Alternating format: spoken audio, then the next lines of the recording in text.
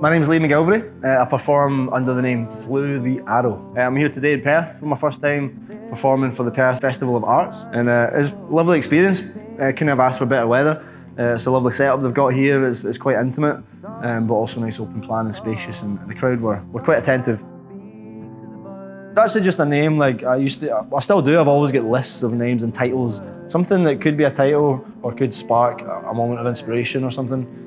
And also I still do. I watch a lot of anime and like science documentaries and stuff. So that's where I get a lot of, you hear a word and you're like, that's a peculiar word. So I think Flew the Arrow was maybe something I heard, like watching something before, and I wrote it down. And by the time I was like maybe 18, I was thinking of starting to like give myself a name and come through to Glasgow, which didn't happen until I was 21 or something like that. So it's been an evolving concept.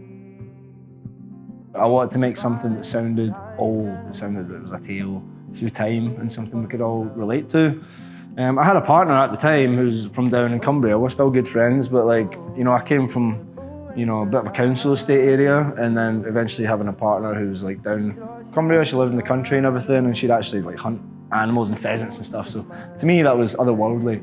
So I tried to kind of encapsulate her in that song, but now it's became something so much more. But she's still has, like, people still look at her as the huntress. She's like, oh, you've stuck me with this name, but she's proud of it.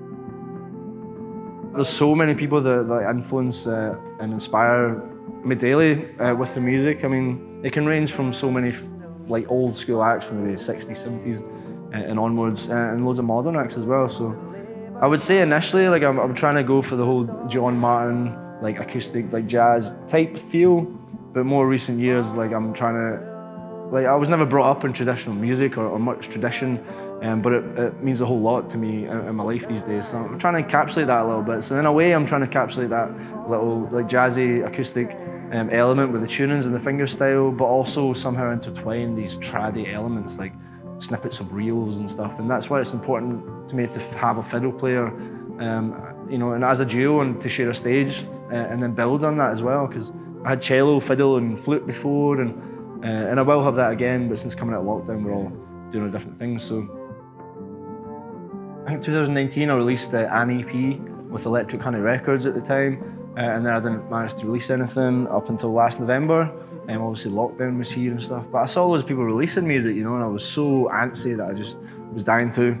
And eventually got into the Creative Scotland crowd match programme, and we done a little crowd match thing, and I got like a few grand enough to put together a release and do the vinyl press and stuff. So I feel like that was me making a statement, like this is how my music is now, this is the direction that I'm going. And I'm dying to get recordings out now, you know. I could like get my friend in to play fiddle and go down and just do one song or something, spend a few £100 and just do it. But as much as I would like to do that, I feel like I'm trying to be patient and wait for a bigger project. So right now I'm like trying to focus on festivals. Like I'll have a few festivals lined up this year. Like I just performed Knockingorroch last weekend. I'll be at Kelburn Festival down in Largs, and doing the Rabbit Hole, Mugstock, and one or two others.